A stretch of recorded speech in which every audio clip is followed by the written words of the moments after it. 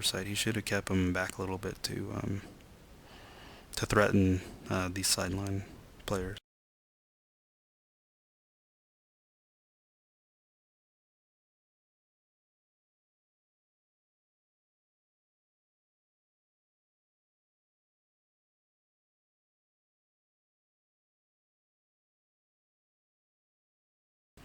And I keep saying that that frenzy is great for these, like keeping people from these two squares. But also, if you're playing, you need to really watch out for like even this situation right here is dangerous because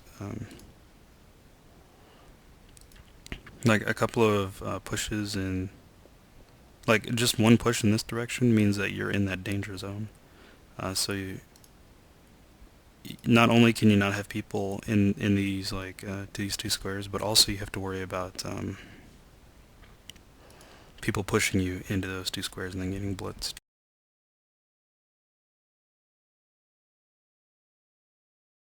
Okay, so Skaven player, just a quick note, he moved his player right here and then realized that that was incomplete and somebody could have come up here and blitzed right there, and so he moved him back one.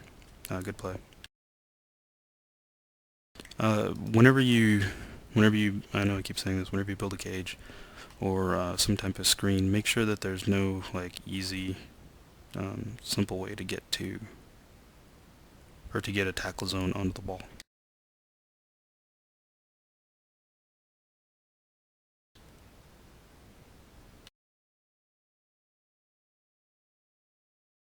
Okay, so you see here, he has these players,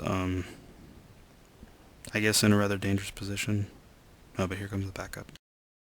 But like I was saying, this frenzy player is pretty much stuck. He's not fast enough really to, or he's not agile enough to get away. You're probably going to see him knock him down right here. Again, this is so that the play, what's his name? The Storm Venom doesn't get away.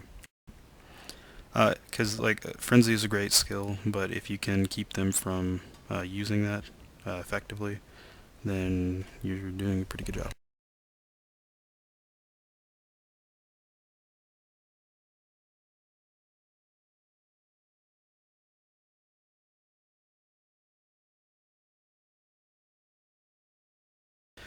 Okay, so what you're probably going to see is,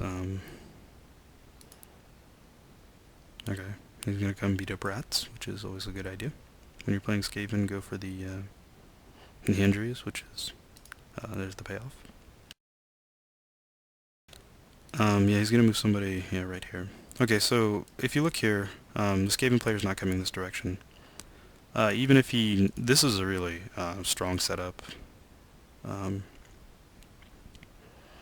But if you look, all these players that are kind of keeping him corralled in, no matter who you blitz away, if you're to blitz one away, they wouldn't, it wouldn't matter because this defensive line would still stop this cage. The problem though is the Skaven are fast, and what you're going to see, having these two people in base to base was a mistake. So you're going to see, yeah, some hits here, and then maybe a blitz right here. Okay, you're going to see a blitz here. There's a reroll because of attacker down, attacker down. And then you're going to see him reform some kind of defensive barrier right along here. So imagine if these players hadn't been in base to base, if they had just been like over here somewhere. The Skaven player would have been forced to make side-to-side movements rather than an actual advance up the field. The danger, of course, though, is he might have had to make a dodge roll here, but I think that would have been worth the risk, because he would have only had to make one.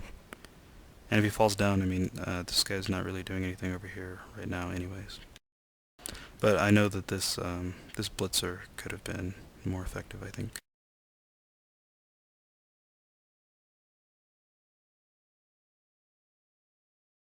Alright, now you're seeing what movement 9 can do.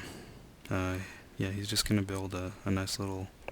He needs to move one more, or he needs to move this guy over here. That's what you're going to see. Okay. So this is not a... Oh.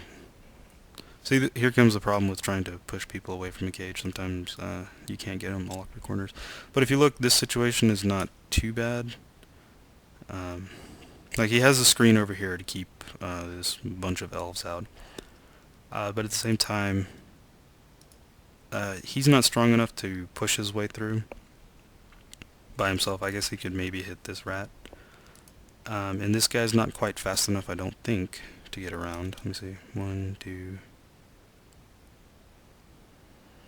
Yeah, he'd have to make some pretty crazy dodge rolls. So this is an excellent reformation of the screen despite this excellent defense.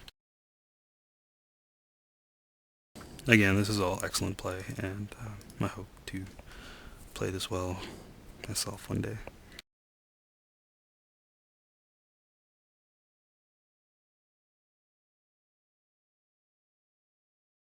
Alright, so now you're going to see him try to put as many tackle zones on the ball as possible. He has all these guys. This is the Dark Elf's weakness, is that they're only movement 6. So these guys are kind of caught out of position. I also wanted to say something too. This was a really strong formation also because he had his 2 movement 7 guys on the sideline. So even if the play went back this direction, his fastest guys were able to get back into position and do something useful in no time. Where he had more movement 6 guys closer to infield.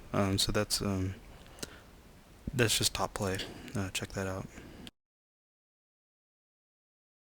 Because he had his runner and a witch elf over here on the left. Okay, so you see him here. He's leaving his lineman in base to base with the frenzy guy.